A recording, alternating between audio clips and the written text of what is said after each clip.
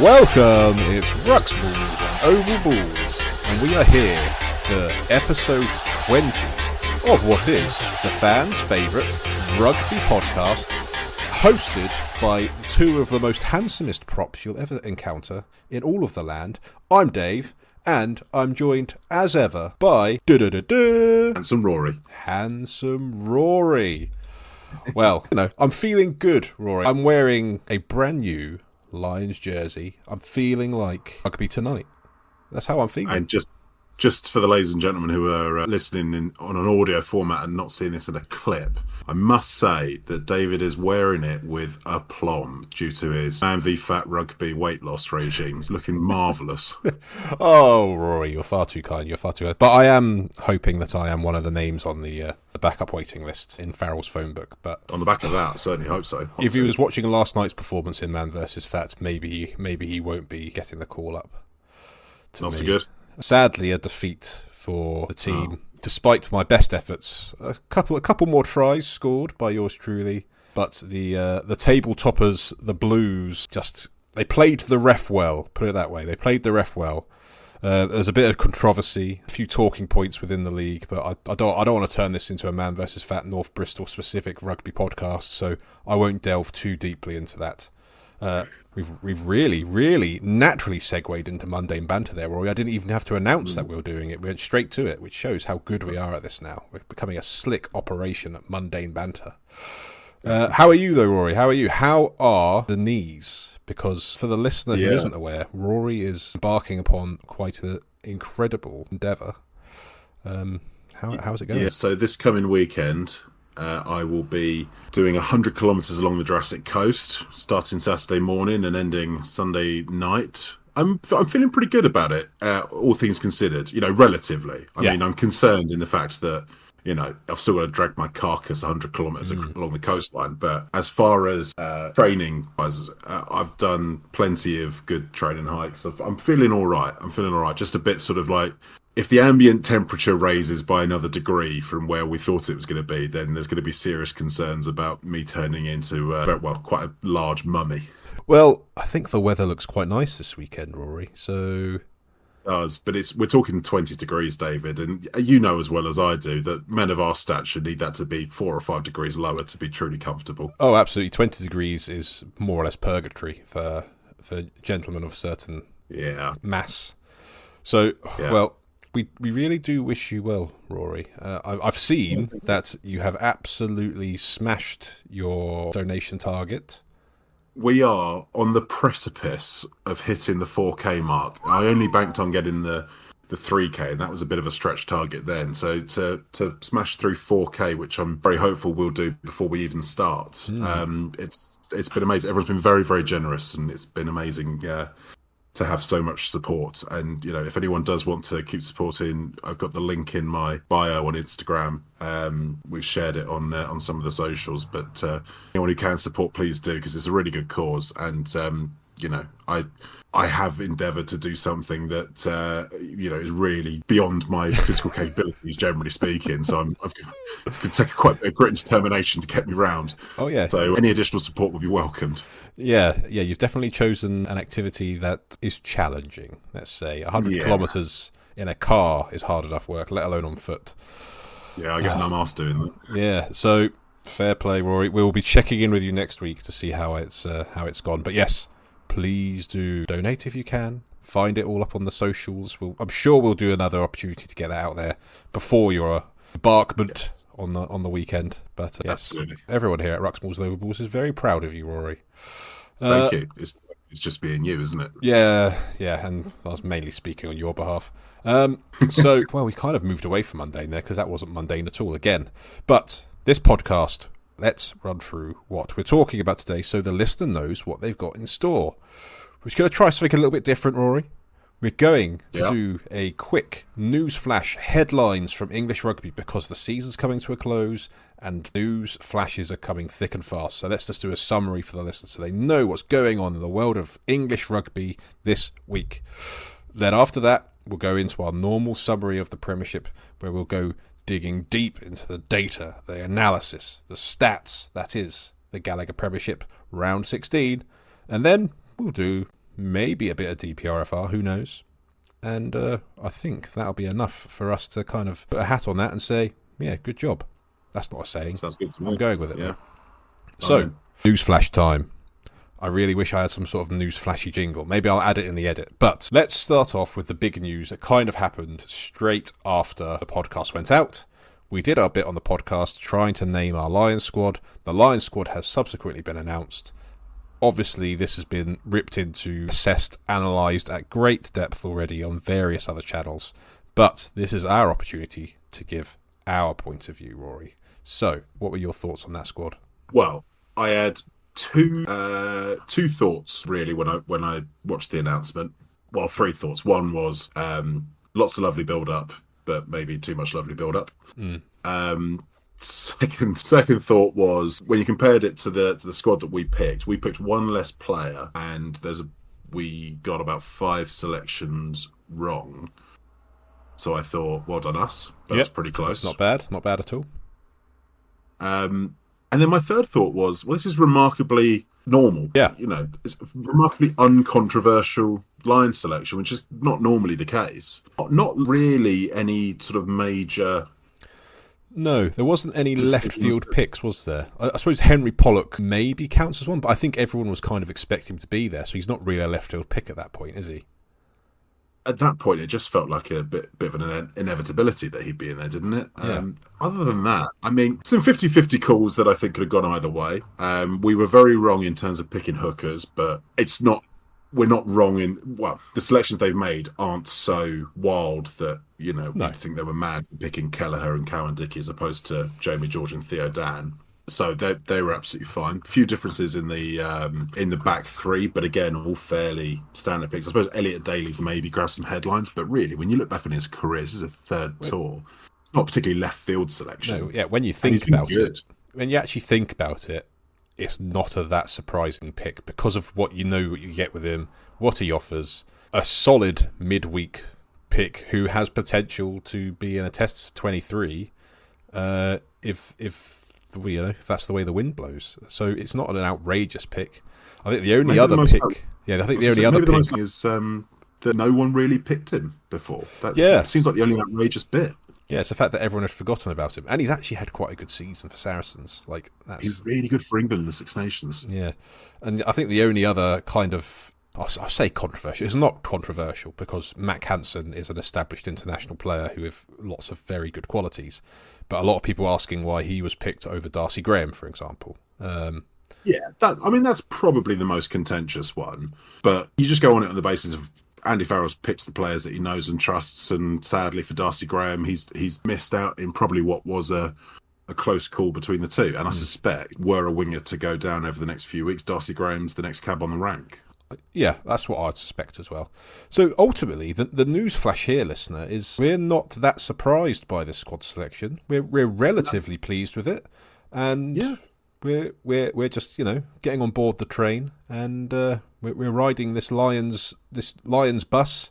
Well, we're not actually on a Lions bus. We're going to be sitting at home watching it on the telly, but we're with them. We're with the chaps, and we're backing them to go and bring back a tour victory, which the Lions have been. Unfortunately, it's scarce in recent tours, so I'm feeling quite confident.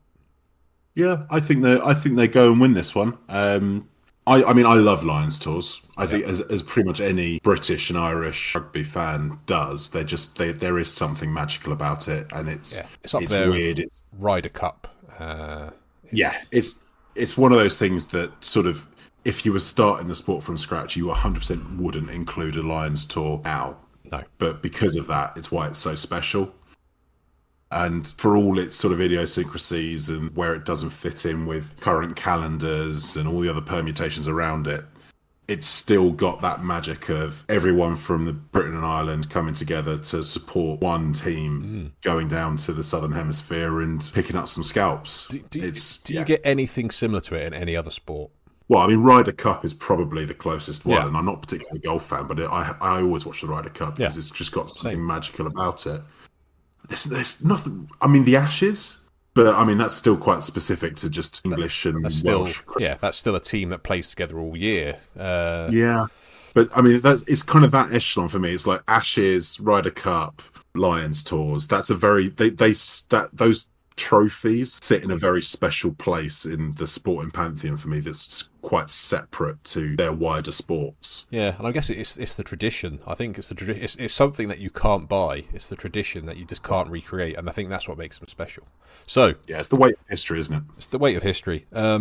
I like that. That's a good statement to end that segment on the Lions squad reaction there. In other news in English rugby, I'll just rattle through it, Rory. Rumours flying about Red Bull investment into Newcastle Falcons. How big a thing would that be for the league and Newcastle specific if an investor like that was to come into the league? Now, this was reported on Rugby Pass by Neil Fissler, who doesn't have a 100% hit rate with his accuracy. Because, I think just 6 months ago it was reported Saudi Arabia were buying Newcastle Falcons. And obviously both can't happen. But imagine that. Yeah, so that's a very important first point. This is only rumour. Where it's slightly backed up is it is known that Red Bull are interested in getting into rugby. They've got, I think, Jack Noel and Khaleesi are Red Bull athletes. Yeah. There may be others. Okay, I can't remember off the top of my head, but certainly those two spring to mind. We know what Red Bull do in sport. They're very heavily leveraged in football, obviously, with several teams across Europe. This could, and I'm going to say off the bat, I'm going to put my cards on the table. I am 100% for this. I really hope it happens. Not just for what it can do for the game and the league, just for Newcastle, because that is a club that I just want to have some good news. I'd love this to happen for them. But you're right, this could be a game changer for English rugby. Not to overstate it, but having a brand like Red Bull with a marketing acumen like Red Bull involved in the sport could elevate the league as a whole to levels we haven't seen before. Now, this is all very ethereal. It's up in the air. We don't know what's going to happen, and we don't know what the permutations will be. But this, in my mind's eye, were this to go ahead, this could be the moment that the Premiership soars as a brand, because that kind of backing from that kind of company with the potential investment they can put in. Sure, it's only with one club, but you've no doubt that the rest of the league's going to start leveraging that. It's a potential game changer. I really, really do hope it happens. And I really appreciate that visible metaphor of the league soaring because of a Red Bull investment coming in and bringing and giving it wings. Nicely done there, Rory. You. In other slightly bizarrely positive news, I think, is the latest Gallagher Premiership and Premiership Women's Rugby TNT Sports TV deal. They've locked in the Gallagher Premiership up until the 2030 to 2031 season. That's a huge commitment in a reported £200 million deal, which is a huge increase on what it was. So this is more money for the clubs coming in. Huge wave of relief, I imagine, going amongst the boardrooms of Premiership clubs. And the Premiership Women Rugby securing a deal that keeps them having a game per round on the telly up until 28-29 season. I think it's interesting it's a shorter deal. I think that's because they're expecting perhaps growth, so then they'll need to renew the contract to be good value for money. That's what I'm hoping is what that means. But it's just good that it secures that competition a seat at the table as well. So for me, back-to-back really positive news stories, I think, for English rugby. And considering the last 4 or 5 years, I'm just glad it's good news stories rather than more of the same less good that we've had in the past. Yeah, I mean, just to slightly separate off with the women's rugby specifically, I agree with you. That's why I think that's a slightly shorter commitment at the moment. I do hope that there is a specific plan in place to increase exposure to the league, because that's one of the things that's really limiting at the moment, I think, for women's rugby. There's just not enough broadcasting exposure. The games are on different platforms, and some of the platforms are a bit strange. So as we say it politely. So I really hope that is the plan, and I'd like to see by the end of the contract as a whole, the women's rugby be given closer to parity in terms of broadcast time. And I do think that will be more likely than not, particularly off the back of what we expect to be a really successful World Cup this year. So it's good news, but it could be better news from a women's rugby perspective, and hopefully that's to come. Yeah, on the other side. Oh, sorry. I was just going to say that I'm also hoping that there may be news in the future around kind of second tier also getting in on that, but that's just me speculating. Nothing concrete on that. Yeah, well, that's a whole separate conversation around what's happening with franchising and second tier. But what we don't really know what the story. Maybe for another episode. That's a whole thing in and of itself. What I would say, when just before Bill Sweeney started doing his PR tour around all the grassroots clubs, and he was doing a bit of a PR tour around some of the other podcasts. Didn't come on Ruxmore's Novables. Bit of a misstep there, Bill. You would have won the vote much more comfortably otherwise. But he was talking about broadcast deals. He was also talking about potential sponsorship deals and brand deals. Wink, wink, Red Bull, nudge, nudge. Who knows? So, in terms of the way that I think this sort of builds into the bigger picture of English rugby at the moment, I think this is one of the major jigsaw puzzle pieces that Bill Sweeney's been talking about. Lots of other people within the wider landscape have been talking about. I hope this does come ahead of some good news around things like Tier 2, but we'll wait and see on that. But the investment itself, I think, is really important. Now, there's obviously questions around how this pertains with things like Premier Sports, which obviously still have Europe and a lot of the other competitions. It looks like they were trying to hoover up all of the competitions, which maybe Premiership Rugby were able to use to their advantage to get a bit more money. Yeah. So it'd be interesting, the kind of arms race between TNT and Premier Sports on that, because they've obviously got some of the England Autumn Internationals still on TNT, I suspect, for this year as well. Yeah. But not the Lions, that's still on Sky, so we still need... Still spread across 3 subscription services. Yeah, for now. But, long story, yeah, it is good news. I think it is good news. I do think TNT largely produced the best coverage. Yeah. I hope it will spur on a bit more on the women's sport, as we said. You know, it remains to be seen, but I think TNT seem to be doing the most interesting stuff. They've got what's his chops production company behind it, Craig Irish fellas. I thought Gary Neville's production company is behind it. No, it's the guy who's with Bod. God, what's his name? Craig podcast. Irish fella. Yeah, the one that Craig Doyle. Snip. They've got Craig Doyle's production company. I think is very heavily involved in this. He's done a lot around the highlights show with ITV as well. Hopefully this all starts to tie up some more well-rounded content in the Premiership, start building a little bit further. So yeah, all things considered, this is very, very good news, and hopefully it's just another part of the puzzle in terms of more good news for English rugby and more investment. Yeah, and I'm hoping this is just going to quieten down just another maybe percentile of the fans who are out there saying that rugby's a dying sport. Because I think this shows that rugby, at least Gallagher Premiership rugby, isn't dead yet. But in other news, Leicester Tigers new head coach Jeff Parling wasn't a name I'd heard. Remind me, David. Where did Jeff Parling play as a player? Oh, I think he might have played at Mattioli, Welford Road. Aha! So Tigers have appointed a former player as their head coach. Where have we heard What this an unusual before? appointment for a club like Leicester. Leicester Tigers, thinking inside the box. So the only thing for me is, why has it taken so long to announce this? Because he can't have been first choice. No, well, I think that's it, isn't it? He's down the shortlist, and they've been rebuffed by several other candidates. Clearly, I mean that's the obvious thing. It's why they haven't managed to appoint a fly half. I just wonder how much it's hindered them for next season, because when you're looking at ins and outs of other clubs, they are significantly without ins. I'm expecting to hear some announcements this week, but I wonder how much or how many players they've probably missed out on by not being able to recruit with a head coach in place, because players don't want to move somewhere without knowing who's in charge. Yeah, absolutely. And look, I'm being a little bit facetious in terms of a little bit Parling's appointment. I mean, I do think it's a very classic Leicester move to appoint one of their former players as a coach. I just think that's something that Leicester just love to do. But that being said, he's also been out of Australia for some time. Obviously, finished his career at the Rebels, I think. Yes, he has got good credentials. He's got good credentials. He's currently an assistant coach for Australia, so he's been part of Joe Schmidt's team. Been Not a bad person to learn from. A good man to mentor you. They're playing some very good stuff at the moment, as we know.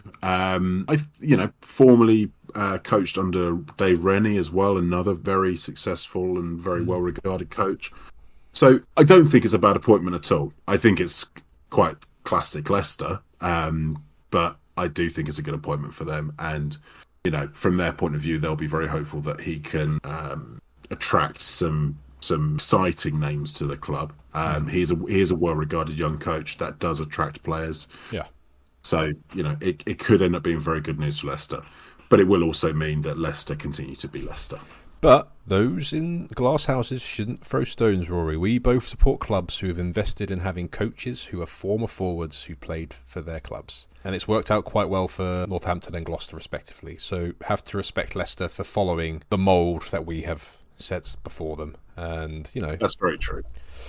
Yeah, can't beat them, join them. That's what I say. And to round off the headlines, news flash for this week's rugby news roundup. News today, Rory. Danny Care retiring at the end of the season. It's an interesting one. I mean, got Danny Care going, Ben Young's going. Rumours abound that Dan Cole might be without contract at the end of the season. It's interesting. It's just they're sort of mainstays of English rugby that have just been there almost since I really got into watching professional rugby. Yeah. They've been playing since, I was, an early teenager? Yeah, I remember when there was talk of a young Dan Cole coming onto the scene, and the fact that he's now 38 makes me feel quite old. Yeah, and you are. And I am, yeah. It sounds like now, Rory, we're going to have a bit more full-time competition in the rugby podcast sphere because they're going to have a bit more time to focus on that, so we're going to have to up our game. Yeah, well, welcome to our house, Danica. Yeah, I mean he's been a man born for media for forever, and he is an immensely likable character and an incredible rugby player. A great servant to Harlequins, a great servant to England. Between those three players, assuming that none of them are playing next season, that's talking getting close to 400 caps worth of experience between the three of them. Yeah. It's an insane amount of experience and knowledge. To lose all of that at once from the league is just strange. It feels like a bit of continuity's gone. But, the game moves on. Yeah, but I think all three of them stay in the sport. I suspect they'll all be good. Well, I mean, as podcasters. Yeah. I think they've earned their retirement. It's an absolute tip of the hat from me. Three players who I've just thoroughly enjoyed watching playing down the years, and three of the best to ever do it. Yeah, all we can say is congratulations on very successful careers. Hopefully, a lovely retirement for them all, and see you in the airwaves. Yeah. Give us a call when you need a hand. Yeah. Hey, the other week, Rory, we hit number 21 in the rugby podcast charts. Watch out, we're coming. But yes, scrabbling up the rankings. We are scrabbling up the rankings. But that is this week's newsflash headlines of English rugby, and I hope you've enjoyed that little saunter through English rugby news.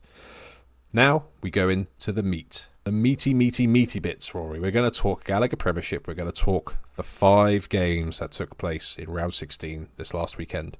And we're going to start off with Leicester versus Sale, as we customarily do, always with the Friday night kickoff. Any initial thoughts for you from this game, Rory?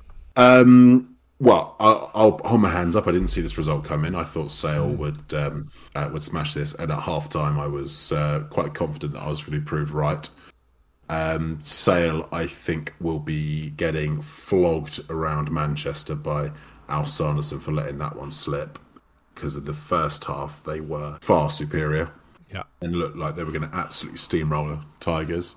But a few bounces of the ball go the right way. Ollie Hassel-Collins wriggles to the line a couple of times. Ilioni, a player we talked about recently, picked up 2, raising his bar again. And Tigers come away with what ended up being a really impressive win. Actually, and a very entertaining game, which was not necessarily guaranteed. Wasn't on my bingo card for a Sale versus Leicester game. No. I still maintain that Tigers' attacking play needs some serious updating. But what I will say is their first try in particular, when Radwan scores after about 5 minutes, they did get the first No, sorry, the second try. It can be that simple sometimes. You just need to actually show a little bit of ambition with the ball. Yeah. And maybe that's a lesson they'll take into some of the future games. It looks like they're much more secure in that top 4 position. Yeah, I mean, I don't really want to talk about Tigers. What I really want to talk about is George Ford again, because he was just brilliant. All I want to do is talk about George Ford these days. It's just so good. He does seem to be operating at a level that just no one else is at the moment in the league. The assist for Aaron Reid's try was ludicrous. Little shimmy, go. There's a lovely line from Aaron Reid to come back on the inside. Just puts him in under the sticks again against a set defence. He's just phenomenal at the moment. I did enjoy, I think it was Pastor Collins' second try when he sort of cuts inside everyone. Yeah. And George definitely had an opportunity to get him. But George Ford is now so good, he has gone full tackling optional. He just decided, no, I don't fancy it, actually. Yeah. I don't know if you're being a little bit harsh to Ollie Hassel-Collins, because I did think that was maybe a little bit of smart running, because he kind of he turned to George Ford and then put on the afterburners that George Ford, at this stage of his career, perhaps doesn't quite have. George Ford 100% could have tackled him if he wanted to. If he'd wanted to, but he was in full defence optional mode. I'm not saying, and take nothing away from Hassel Collins, it's a really good finish because he steps inside like 4 other players. Yeah. He's done a lot of hard work already there, but George Ford let him through. I'm sorry. Yeah. Maybe that's why you don't see the George Ford experiment in the 15 shirt quite like we do with Marcus Smith. And to be fair, George Ford also didn't bother tackling him for his first try off that crossfield. So it's an interesting avenue you're going down after saying how such a good game he's had. He was brilliant. He just doesn't want to tackle. Fine, I don't care. It's good stuff he does. I don't care if he doesn't want to tackle. He's that good.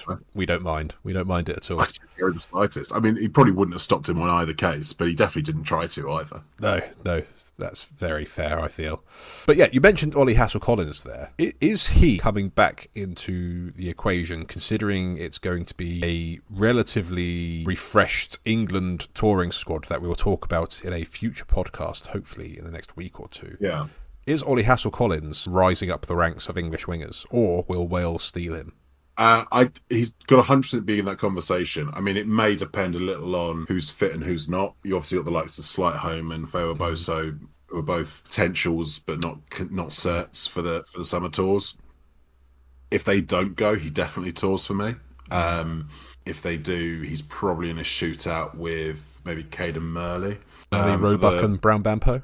Yeah, I mean, Brown Bampo's another one who's definitely got to be in the running there. I mean, look, there's a lot of great wingers, English wingers knocking about, but he was up against one of his real rivals in Tom Roebuck, and definitely outshone him on the day. And Tom Roebuck's been pulling up trees recently, so it was a really good performance, and would definitely put him back on the radar for Borthwick.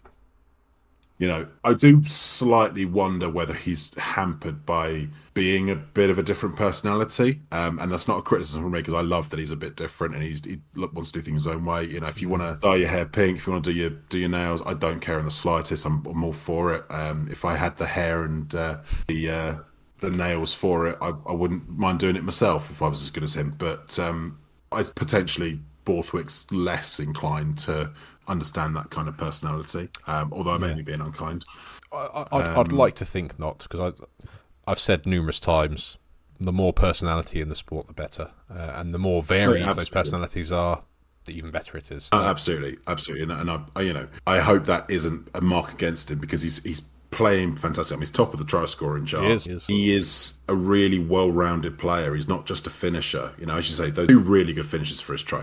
I'm slightly being facetious about the George Ford tackling efforts, although I stand by my point. But the actual finishes were fantastic. He's got bags of pace. He's got a good boot on him. He's good in the air. He's quite tall. Good size. Yeah. Yeah, he's not. I don't think he's been quite as tall as Tommy Freeman, but he's got to be 6'1", 6'2". Yeah, he's about that. Good wheels, good boot. Yeah, I would personally, I'd be looking at him. But as we say, he's up against some stiff competition in that position, which is back 3, wingers and back row are the 2 positions where some very good players aren't going to get many England caps at the moment. Well, you mentioned back row there, Rory. Tom Curry picked up another injury. Yeah, I don't think we know to the extent. at the Don't moment. know the extent, but it looked like it was knee, lower leg, which, is kind of not far from the hip. No, I really hope it's not serious. He's just had so many bad injuries. You forget he's only 26. Yeah. Obviously him and Ben are both 26. One of the key components being twins. But he's played so much rugby for the age he's at. And he's had some bad ones. The hip is obviously the worst one. But he's had plenty of head bangs. He's had shoulders. But one thing with Tom Curry is that he picks up probably about 5 or 6 knocks every game, but he never really comes off. He usually plays through it. Whenever I see him coming off the pitch for an injury, I'm always thinking it might be a serious one because he seems to play through everything else. So I'm hoping it isn't a serious one, and maybe it was just a bit of protecting him, kind of with Lions tour and the rest of the season in mind. Yeah, I hope so. I'd hate to see him miss a Lions tour through injury because he's playing out of his skin at the moment. Yeah, absolutely. And I think, and a little bit on the sale. Like I know you've already highlighted George Ford, but I think once again we saw some good stuff from Massey White in the 12 shirt. Yeah, really good try, really good line for his try. He looks like a player who's putting his hand up for the summer. Yeah, and I thought Rob Duprea, I didn't realise he had that sort of boshing in his locker, but the 2 tries he picked up at the end. Yeah, he's bigger than you think. Yeah, he's bigger than you think. He's just not as big as his brothers, but he's bigger than you think. He scored a couple of really good tries, and he's turned into a phenomenal outside centre, actually. From having been a fly half that was up and down a little, I suppose, when he first joined, to now be playing outside centre. I mean, to be fair, I think it does help having George Ford at 10. I think that makes everyone's life easier. Yeah. But he's become a really, really good player out there. And with Massey White inside him sort of filling that Manitou Alangi role quite comfortably at the moment with his physicality, it has freed up their wider backs quite well. I don't think it's any coincidence that the likes of Aaron Reid and Tom Roebuck and Joe Carpenter are playing so well at the moment. I'm still thinking that Sale are on a charge for the title, but this is a bit of a setback for them. Yeah, it puts them back into kind of the maybe pile, which is not where we thought they'd end up a week or two ago. What pile are Leicester in? I mean, Leicester, I think, are top of the maybe pile, but they look pretty secured now. They do. I'm wondering whether they are peaking at the right time. They seem to be getting the knack of getting on top of other teams physically, and the fact they can do it to Sale is a real testament. I still think that of those 2 teams on their day, I still think Sale are the one with a better chance of beating Bath. I don't think Leicester necessarily have quite that capability at the moment, but it's not beyond the realms of possibility. But yeah, as you said, they are peaking, and they seem to be getting some of their players back at the right time as well. Henderson and Chesham and Cracknell all kind of being fit, having been in and out for quite large periods over the year. Montoya being back, it's starting to look like a squad that's got a real chance at challenging in the playoffs now. Yeah, and this is probably the best I've seen Van Portfleet and Pollard playing together as well. Van Portfleet's continuing some very fine form. Yeah, absolutely. And I think Pollard, widely renowned as being one of the more boring South African 10s to come through the system. Very successful. I want that out there straight away. I'm not saying he's a bad player at all, but maybe not the most exciting. At this point in time, the Rugby's playing for Leicester. He's making some line breaks, he's getting assists, and he's setting up some nice tries. So he's found a little bit of form as well, which is only good news for Leicester, considering he is a world-class 10.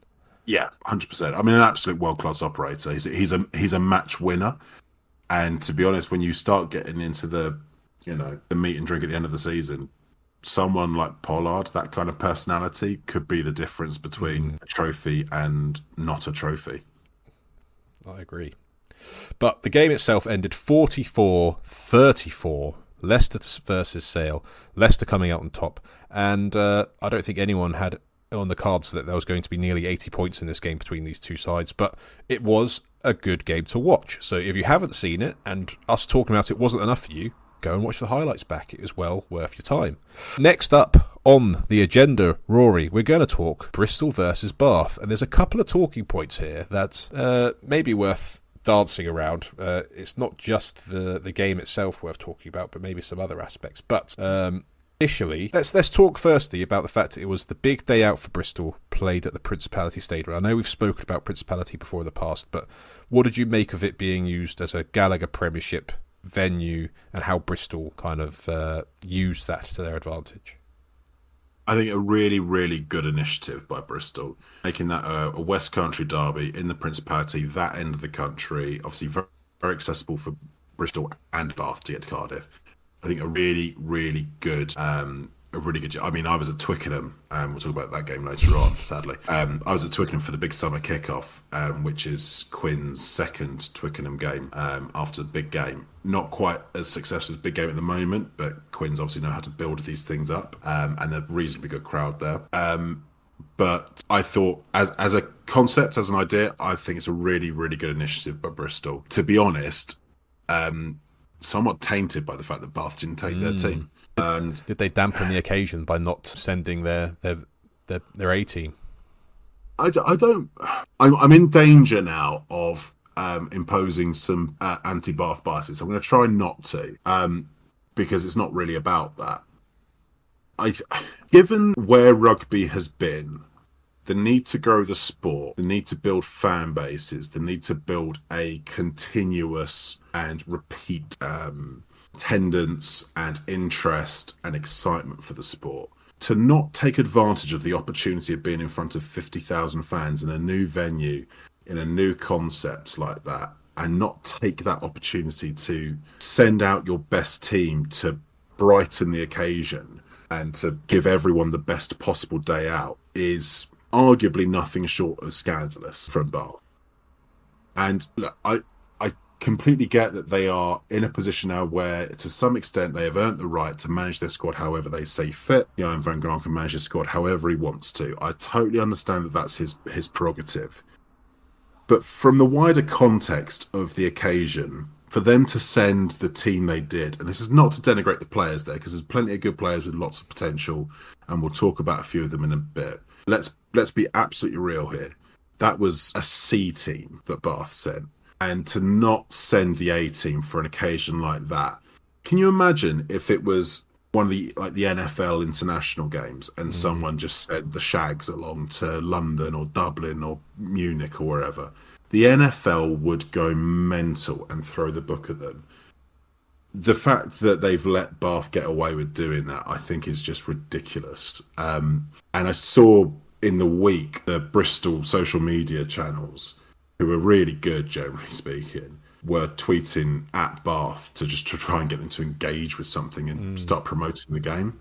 Honestly, for Bath to do that on this occasion is, I mean, basically, it's a disgrace, isn't it?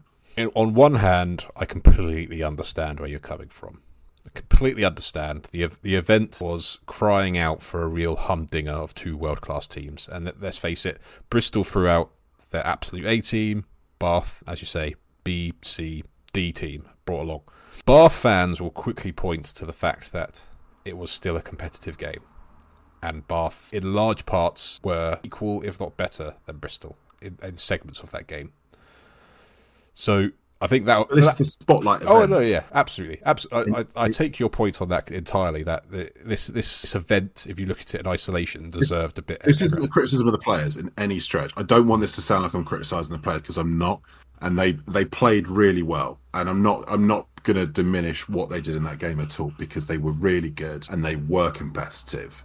But this is about taking advantage of a moment, and Bath cocked it up completely there. They had an opportunity to build on something bigger than themselves, and they just threw that opportunity away. And who knows if they can do that again? There's no guarantee that they'll get 50,000 fans for the same fixture next year. No. There was a lot of neutrals and casual fans at that event, and there was an opportunity there to maybe win some new fans over. If you put out your best team and put some of the best players in the world that you've got on your roster out there for those people to watch, you could have got yourself some new fans. Russell. Yeah. They want to see Finn Russell. They want to see Max Ajomo. They want to see Alfie Barbary. I'm sorry, and again, I really don't want this to sound like I'm criticising the players who were there, because they're fine players. But this is your chance to showcase, and Bath didn't take it. And it's, to me, this is bigger than the game. This is about the sport, and it's a disgrace that they've thrown that opportunity away.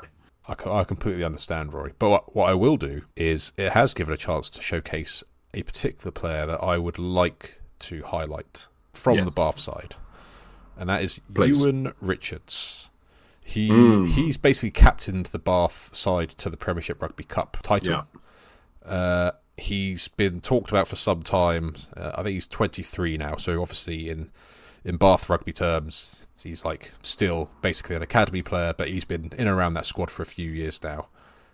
And boy, do they have a player on their hands there. His performance was just absolutely spot on, and I can see why they're not recruiting second rows at the moment, because they got him coming through. He can fill the void of either Charlie Ewells or whoever the other second row is that they normally have. I can't think of the top of my head right now. Like, he could step into that squad quite readily. Like Quinn Rue, Ross Maloney. Ross Maloney. No, I agree. And we should highlight them rather than me just moaning about them not sending other players, because he was extremely good. He really could finish for his try. He's definitely a player who's not for the future. I think he's for the now. Absolutely. I mean, as of today, we don't know who will be leaving the Bath squad this season. A lot of teams have started to release those names, and Bath haven't yet as of recording. It'd be interesting to see who leaves from that pack, because they've got a lot of players.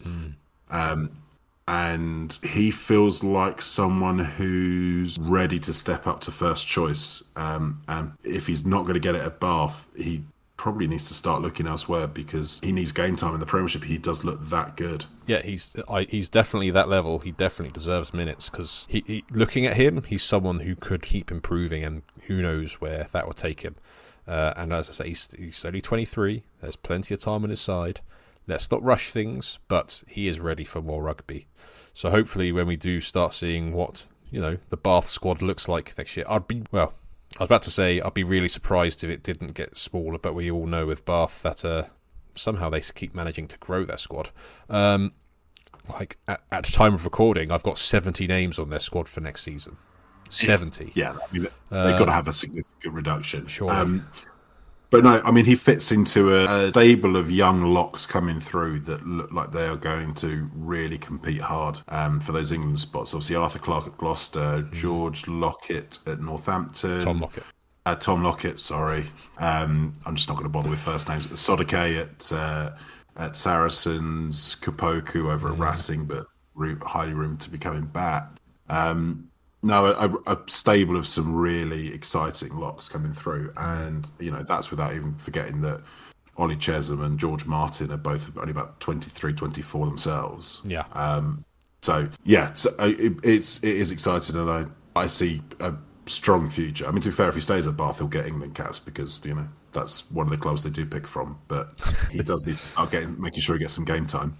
Yeah, no, I completely agree. To flip this on the head, Bristol Bears performance, 4 yellow cards they received, and were not entirely convincing against, as we stated at the start, not the strongest Bath side. And considering Bristol are supposed to be one of the other maybe pile playoff hopes, it kind of shows the difference. Look, if Bath had sent a stronger team at all, even if it was just their B team, I think they probably beat that Bristol team at the moment, because something's just not quite clicking for them at the moment. They won this because they've just got the more powerful players. Bill Matter decided to murder some people while he was on the pitch. So if you got Bill Matter just going around killing teenagers, you are likely to end up on the winning side. I liked Ibatoy thinking he's DuPont with the crossfield. There's a lot of likeable players in that Bristol side, but something's just not clicking. I think they just need to. I suspect what they need is to slightly rejig the coaching team and get some different voices in there. I'm not saying get rid of Pat Lam. I'm not saying that, but I'm not saying get rid of Pat Lam. I just think they need to recalibrate what they're trying to do there, because it just seems like they're so hell-bent at going down this path they're on. It doesn't feel like they can let themselves out of it. I kind of felt that there did seem to be a bit of an effort made in this game to be a bit less maverick. Like, I've never seen Bristol kick the ball away off of first phase rugby so much this season. This is definitely the first time I've seen them kick the ball away, and they're in 22 so often. Yeah, I suppose. They were definitely far less ambitious, and I don't know if that's a coaching decision or whether it is a confidence thing that's kind of creeping into this team, because I think that has kind of drained out of them a little bit. Yeah, something just feels off there, doesn't it? It does. It doesn't feel like the same team we were watching 2-3 months ago that were just absolutely electric. There is something not quite the same, and I can't put my finger on it. And as you say, maybe some fresh voices, fresh ideas can help reinvigorate, because it does kind of feel like they're losing their way a bit, and sometimes it just takes a little bit of a rejig or a refresh to bring you back. But it was an entertaining game, and from the feedback I've received from people I know who were at the game, they really enjoyed the occasion. It was still like a really good atmosphere, really good kind of advert for the game. Yeah, I mean, whatever. Cardiff's a great town to go and watch rugby in. Absolutely. It just is one of the great towns for it. So, and it's you're no always surprise. It is no surprise and they've booked it in for next year already.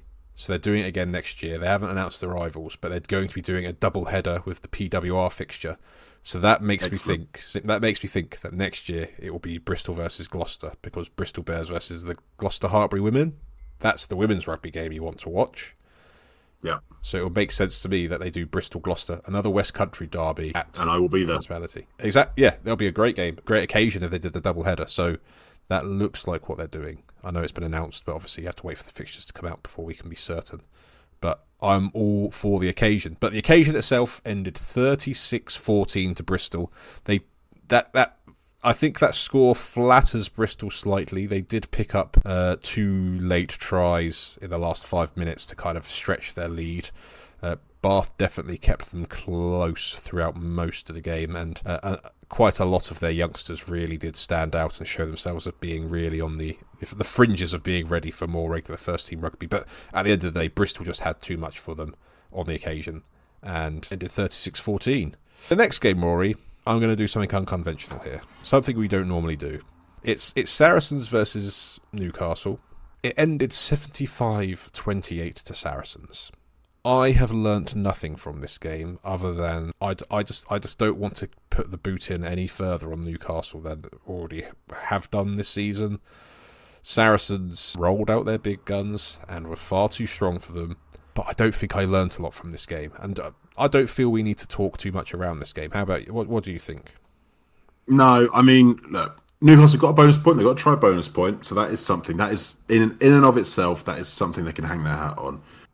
With actually a couple of nice finishes from the scrum half Stewart. Sam Stewart. Yeah.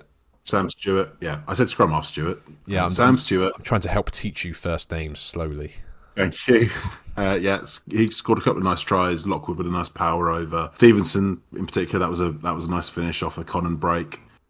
But at the moment, it just feel like Newcastle are limping to the end of the season. And it's a club in desperate need of good news. We hope it's the Red Bull news, but they just need some positivity and just to be able to boost that club. On the Saracen side, yeah, we didn't learn anything. They're big, powerful. They could be very slick when they want to be, but they score a lot of more tries. Gonzalez is one of the maddest athletes in the league, as is Bernal.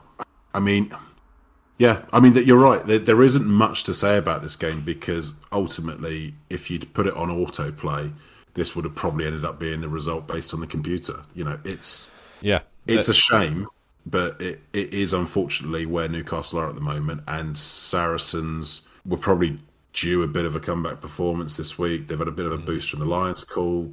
Yeah. I don't know. Yeah. It's not put much 11 tries past them, and really put the boot in by having Louis Johnson come on and do the last 3 conversion kicks, who is of Newcastle Falcons Academy production from last year. So real reminder to Newcastle what they the position they're in. So I don't want to talk about this game far too much. I just want to say excellent performance from Saracens. Really, really strong performance. Obviously pushing for that playoff berth themselves. Really helping the points difference in their favour. I'm just delaying because I know what the next game's going to be. Yes, so that game ended 75-28, so that was a story of one team outclassing and outmuscling the other. Let's move on to the next game. Another Rory. team outmuscling and outclassing the other. Exactly. Harlequins versus Gloucester at the Allianz Stadium, aka Twickenham. Rory, I believe you were present for this one. Yeah, I was. Listener, if you can tell that I haven't had the same energy this week, it's because I'm still grumpy from the back of this game. He's very grumpy. I cannot tell you what a disappointing game this was for a Gloucester fan. All credit to Quins. They turned up and they were up for it, and they were much better than we thought they were going to be, and they had one of those days when it all clicked for them. Gloucester were bloody awful from start to finish, frankly. One of our worst performances of the season. I don't know why we can't perform at Twickenham. We never have. It's just such a disappointing thing. And I'll let you in on a little secret, listener, for those of you who don't know me personally. I'm not a wear a jersey to the game kind of man. I don't normally do that. I keep it strictly neutral. On this occasion, I thought, I'm going to wear my nice snazzy vintage Gloucester top to the game. Well, don't I regret it? And will I ever do that again? No, it's neutral from now on. So disappointing. We were rubbish. What went wrong? Okay. What are the things that we know about Quins? Even when they're struggling, what are the things that we know Quins are good at? Breakdown. They are very good at the breakdown. They have got plenty of people who can jackal. It's not just Kenningham and Evans, both of whom started. You've got Don Brandt's a good jackler. Oscar Beard's a good jackler. Jack Walker's a good jackler. Tyrone Green's a decent jackler. Finn Baxter. They are good at the breakdown. So what you wouldn't do is send people down blind alleys on their own when they know they're just going to steal the ball off you. You wouldn't have thought so anyway. Other things we know about Quins. They're a really good first phase team. So what you probably wouldn't do is just give them absolutely no competition at the line out. So they've got clean ball to either maul or run it whenever they want to, at the slightest whim. But Gloucester decided to not compete at the line out once the entire day and got very little change in their defensive maul as well. And then on top of that, what you also know is Quins are really short on physicality at the moment and probably short on confidence. So what you probably would do is go into every carry and tackle full bore and try and knock them off their stride rather than pussyfoot around every collision and very little attempt to impose yourself on the game. Sadly, Gloucester played all of these problems immediately from minute one, gave the game away to Quins so quickly. The fact that Tyrone Green dropped the ball over the try line when he was putting it down with one hand, and they had, I think, 3 other tries disallowed. Yeah, is frankly irrelevant at this point because Quins winning by 19 points and winning by 90 points wouldn't have mattered. We were that bad. So disappointing. I think that's probably our playoff charge over, barring some very favourable results elsewhere over the next couple of weeks. After what was, up until the weekend, a very, very encouraging season of a real uptick from us. And, in the final reckoning, we'll all go, well, compared to last season, Gloucester did much better, I'm sure. If we win the next couple of games and we come 5th or a close 6th, whatever it is, compared to last season, it's obviously an improvement. Great, big tick, well done, everyone. But it could have been better had we not decided to completely Gloucester the situation in some of the games this season. It's so classic. It's the constant torture of supporting this club. Yeah, maybe the Gloucester of old's crept in a little bit. It's just, I don't understand. Why do we come out against Exeter like world-class monsters, like the monsters from Space Jam, but then we go to Twickenham and we're like the monsters from Space Jam before they take the potion? I really like that analogy. So one thing I will say in your defence, I think the Chris Harris injury, like the 23rd minute, having to move... was it Santi that had to then defend at the 13 channel? You could tell he wasn't used to defending there. That was exposed a number of times.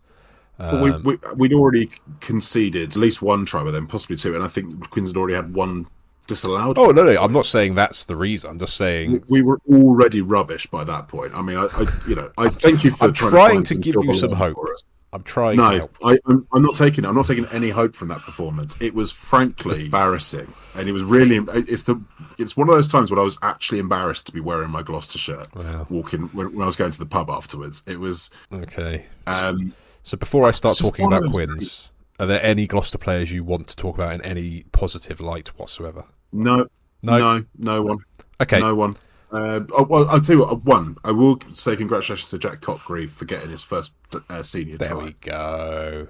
That's one thing. He is a player that we're very hopeful is going to develop into something special.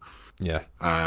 Outside of that, no, we were rubbish. Can I really hammer the nail in your own personal coffin? Please. 19 players leaving.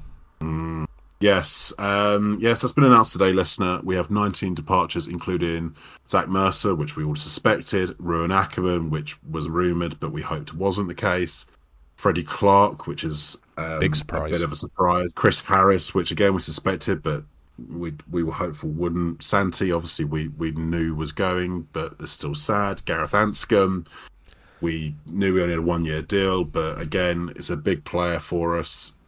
Mako Vivas. And Mako Vivas, who is a prop I really rate. I'd really like us to have kept hold of him. 24-year-old Argentinian prop feels like someone you really want to keep around. We've made a lot of really good signings, right? The players we're bringing in, we've signed 8 players. It's a really exciting group. You know, you've got Ben Loader, Ross Byrne, Will Joseph, Jacko Venter, Jack Mann, Ben Redshaw, and then Jack Innes and Will Trenholm, who are maybe not quite so big name, but good squad players nonetheless. But this felt like a season where we had an opportunity to either double down on progress or tread water a little bit. And it feels like they're going to tread water here a bit, because although I think the ceiling of the team is now really, really high with those incoming players and the players who are staying, there are lots of good players still around you. So you've got Thomas Williams, Max Llewellyn, Seb Atkinson, Jack Clement, Freddie Thomas, Afaf Zogbin. You know, there's a lot of really good players still around that squad, right? So the ceiling's still very high. The problem now is I think the floor is going to be much lower. And that is a situation which in Gloucester has always caused us to be super inconsistent. You know, we've had a lot of really good first teams in theory on paper. The reality of rugby is the amount of times you actually get your strongest team out is maybe 3 or 4 times a season if you're lucky. And with those departures, unless we sign a few bargains from around other released players, it just feels like we're breeding an inconsistent squad. And frankly, that's a place where Gloucester have existed for a long time. We've generally veered between inconsistent and crap. I'm really hoping we now at least go to inconsistent and good. But it's a concerning release list, I have to say. I was surprised when I saw how long that list was, but let's. I feel like I've really depressed you now. I was already depressed. Don't worry, I was just putting on a front. Okay, well, that's good to know. Harlequins in this game. They were helped. They were very good. They also were helped out by a pretty poor Gloucester. I haven't seen Murley, Isgro and Green have that amount of space to run into for quite some time, but it was quite good to see what they've got in their locker still, because it'd been a while since we'd seen them really unleashed.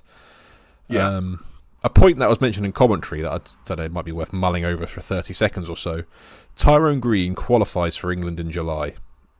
Where is he in the pecking order? Should he want to explore that?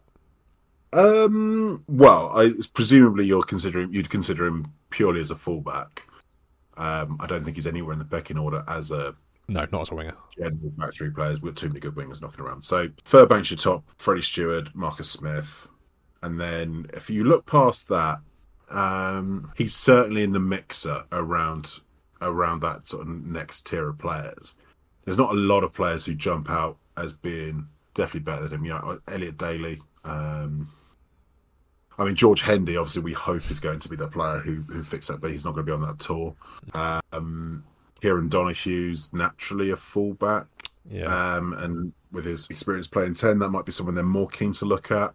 Rich Lane's had a very good season, but I suspect isn't likely to make that jump. Joe Carpenter is the one I've forgotten there, who's definitely higher up on that pecking order for me. Look, there'll be a conversation around it. I don't know how old he is now, actually. So it feels like he's been around a long time. Let me check my my Bible rugby knowledge. He's going to be in around that conversation. I wonder whether it's going to be one of those where the potential politics of it might go against him, make them think he's how much? He's 27. But he's a good age. Yeah. I mean, look, it's a conversation to be had. I don't know how keen he is to do it because I think he's been fairly non-committal on the matter when he's been asked in the past. He's a really good player. I really like him. In as much as I can like Eddie Quinn's player. It probably depends on whether they think the likes of Joe Carpenter, George Hendy, Elliot Daly, Marcus Smith, Freddie Stewart are that far ahead in terms of competing with George Furbank's position. We assume him being the first choice. Yeah. But it's an interesting prospect. I don't know whether he'd be keen. No, but it's one to consider. But I won't say he's out and out kind of putting a claim to the shirt at this stage. No, and let's be frank. If you look at the season as a whole, it's not been brilliant.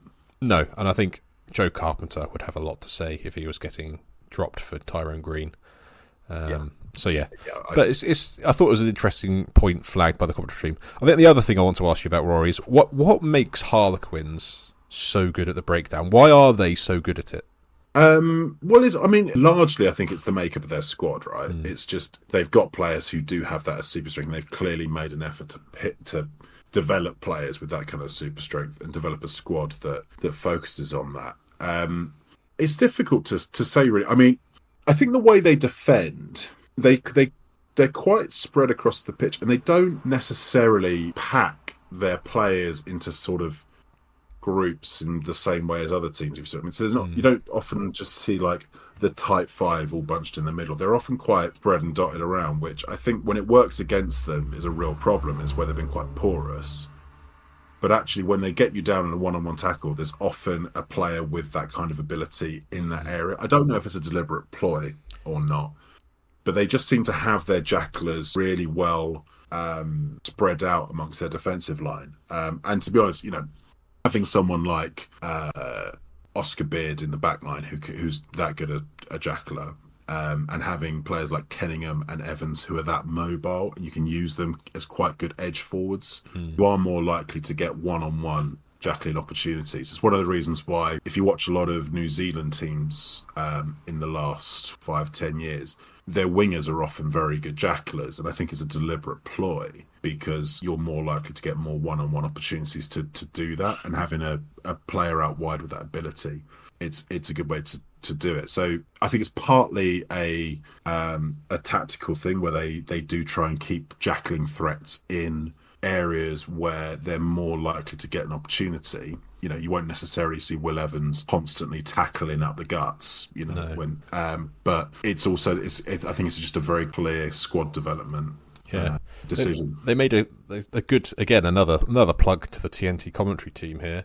But they pointed out that for the kick chases, most teams usually have their tall, rangy winger doing the kick chasing. But Quins, they had Will Evans and Jack Kenningham doing the lion's share of their kick chasing, and that shows that their intention is to get the catcher and try and get the turnover whilst teams are backpedaling from a kick. And it shows that their tactics are definitely set out to try and get those jacklers in the positions where they're going to be the most impactful. And it's clever, and it's working. And their attack is very good in transition. That's where you get the most out of Marcus Smith in particular. So it's not an entirely stupid idea to design your defensive strategy around creating transition opportunities. So what it probably is just a very clever tactical strategy that, when it works like it did against Gloucester, is a very effective way of neutralising other teams, particularly a team like Gloucester that attacks so wide. You are going to get those opportunities for one-on-one tackles. So credit to Quins there, because they absolutely boxed us off the park. They did in terms of the tactics. They did, and the game itself ended 38-19 to Harlequins. So quite a sadly comfortable win for Harlequins, getting a bonus point. Haven't got a lot to play for right now. This was their big event. This is probably like their cup final at this stage, really, for their big show for the rest of the season. Gloucester will be disappointed. Their playoff chances heavily dented. Moving on now to, well, I suppose it is technically a dead rubber of a game, really, and Exeter versus Saints. Northampton doing a similar move to what Bath did, putting out what was genuinely the kids. against Exeter, who were absolutely desperate for a response. I watched this game. I went into this game fully expecting a loss, and that duly delivered to my expectation. But as a Northampton Saints fan, I don't come away from that feeling too disheartened, because I thought, although the scoreline's a bit bigger than it probably could have been, the rugby itself, I thought Northampton did a pretty good job. Exeter, again, still don't look like a fully cohesive unit to me. No, and Rob Baxter was pretty critical on comms about the way they were playing, and the noises at the camp since the game were that Rob Baxter went pretty ballistic in the change room afterwards. This time, not captured on camera. Exeter are where they are at the moment, right? They've clearly got a big upheaval internally to deal with. They've got to find some way to turn the ship around, but at the moment, it's just not quite clicking for them. They were up against, a young Saints team with some talent and, a bit of a mixed bag. If I'm honest, I was watching this game in rather a mood from the day before, so I can't pretend that I watched it with great joy. But I think Paul Brown-Bamper showcased once again what he's capable of, and I think his all-round game is particularly impressive at the moment. And it's improved a lot this season alone. You can see that they talk about him being coachable, and actually compared to the first couple of games of the season where he was raw and exciting but limited, to now, you can see a real trajectory. So, although he does need to remember where the lines of the pitch are painted. Yeah, I didn't find that out until my fourth or fifth season of top level rugby. So he's going to be. I think he's going to be a really exciting prospect. And I think between him and Farrell Boso, they've got potentially lethal pair of wings with Josh Hodge behind him. Yeah, so there's some exciting things happening there. I still remain very unconvinced by their pack. They need to do something quite drastic there, I think, actually, if we're being frank. But from a Saints point of view, I mean, some interesting performances. I quite liked the look of Garside at fullback. I thought he looks. It's an interesting one for Northampton, because they effectively had three scrum halves on the starting pitch, because Tom James is a scrum half, Johnny Wyman, who I thought had a good game for a 19-year-old, pretty good, and Jake Garside was a scrum half. He's trying to convert into a fullback / winger. Oh right, I hadn't picked that up. Okay. I thought he had a reasonably good game. Yeah, he's very elusive. Scored a nice try. Tom Lockett, obviously playing blindside, but he's going to be a tight head lock, I suspect, by the time he sort of finally feels. Yeah, absolutely. I think he still looks very impressive. Finn Brown was the one that impressed me the most, I think. Yeah, he was good actually, and I presume he's just out of the academy, is he? Well, so it's actually he's one we picked up from the Championship.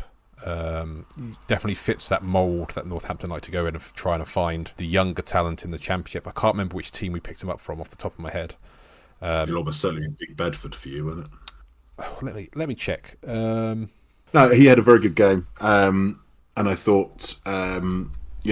Saints put some good stuff together. They were outdone by the fact of a more stable first team unit up against them. But it was one of those games. It wasn't a brilliant game, if we're being frank. No, it definitely wasn't a brilliant game. But by the way, he came from Doncaster, obviously, which is where a lot of the good players come from, the Championship. Yeah. I was a Donny boy. Okay, interesting. Yeah. I mean, if I'm entirely honest, I watched this game with a degree of disinterest. If I'm completely frank, and to be honest, it's that end of the season. Maybe this is a wider conversation we should have another time. But I do wonder whether this is something the league is risking with this potential franchise model and completely abandoning the opportunity for relegation, because it is one of those days where I think, well, the Saracens Newcastle game just felt inconsequential. This one inconsequential. We don't want to find ourselves at one point where we've got 3 or 4 games that are all inconsequential with 2 weeks still to go. I do worry that it does. it does feel like a problem, doesn't it? It does to me, anyway. Yeah, we've advocated in numerous platforms, or I certainly have, about, like, I'm all for rugby trying these new things, these franchise models and all that. I've always been an advocate for promotion and relegation. I think it breeds the competitive nature from top to bottom of your competition, and it also, gives an incentive for teams to have that big dream of hitting the top of the hierarchy, the top of the pyramid. Yeah, I think perhaps for another day. You need to at least have two. You need to at least have two leagues for me. If the last few games of the Championship are a bit inconsequential, I can probably live with that. But for your flagship competition, for there to be this sort of dead rubber feel to this many games at the end of the season, that feels like more of a problem. Yeah, I agree. There's more to be. I think there's more to come about what rugby looks like in the years ahead. But I do feel a special or an extended episode in the very not too distant future, Rory, where we can go deeper into these topics. Because I do think it's worth us doing that. So we will do that. Has this win in any way, shape or form papered over any cracks at Exeter? Or is it just...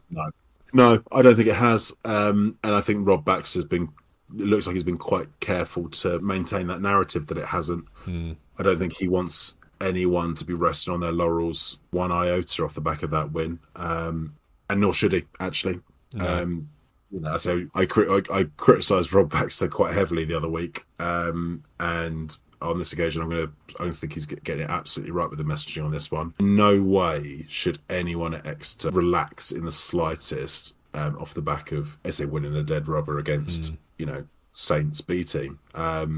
Because there's fundamental problems there. And Chiefs did not play well in this game.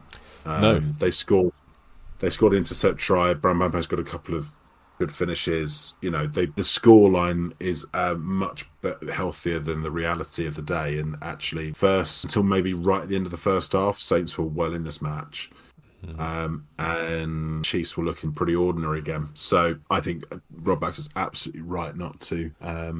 Let's just say the Sunday wasn't as good of advert for the sport as the Friday or the Saturday was in round 16. Yeah. So, with that being said, Exeter won that game 42-14. But as a Saints fan, I'm not too disappointed.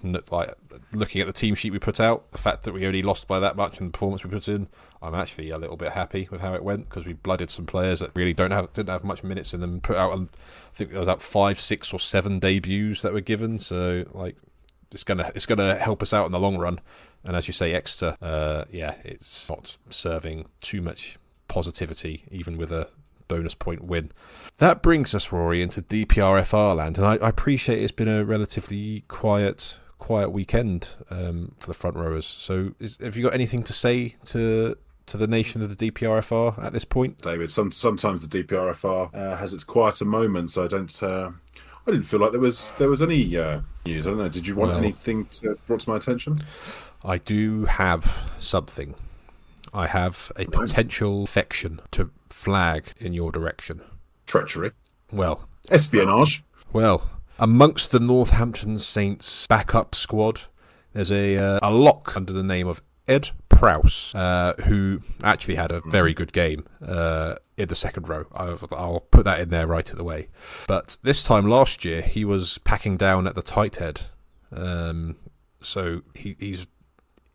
I don't know how to say this to you, Rory, but he was a prop and now he's a second rower. How does the DPRFR deal with these sorts of things? Betrayal, affection, disloyalty. These are traits that I won't stand for in my nation. Once a prop, always a prop, as far as I'm concerned. Prowse, was it? Ed Prowse, yeah. Right, I have a message for Ed Prowse. You need to go and take a long, hard look in the mirror, young man. You need to reread your DPRFR constitution. You need to remember where your loyalties lie and get yourself back to the promised land. I was knocking about with these disgusting, lanky, horrible locks. Get yourself back to the one true nation. Yeah. Not only am I disappointed in you, Ed Prowse, not only have you disappointed the DPRFR as a nation, you disappointed me as the president of the DPRFR, and I can't think of a greater besmirchment on your credit book as that. I'm disgusted. I'm sorry. And yeah, Ed Prowse. Card is marked. We can turn around and accept you back once. We can accept you straying from the one true path. But if you don't turn this around and come back to us immediately, you will be shunned forever. Well, Ed, I hope you're listening. And just remind yourself of that propping oath that we all took before entering this world of front row brotherhood. Oh dear. Well, not only has Rory had a disappointing weekend as a Gloucester fan, his DPRFR presidency has been absolutely tarnished to a degree by having these stories of defection. I'm so sorry for just adding more negativity. But with that, Rory, I think it brings the podcast to a close. Oh yeah, sure. Oh, for sure. So you know what I'm going to say, Rory, because you know this every single week. Before I bring up the jingle to end the podcast, episode 20, might I add, so 20 times we've done this. Do you have any final words for the listener? My God, he still hasn't prepared for this. To my beloved Gloucester, please don't cock this up entirely. And on that note, people, we bring episode 20 to a close. We hope you've enjoyed listening to the Ruxmalls and Oval Balls podcast, and we will be back next week for more Ruxmalls and Oval Balls.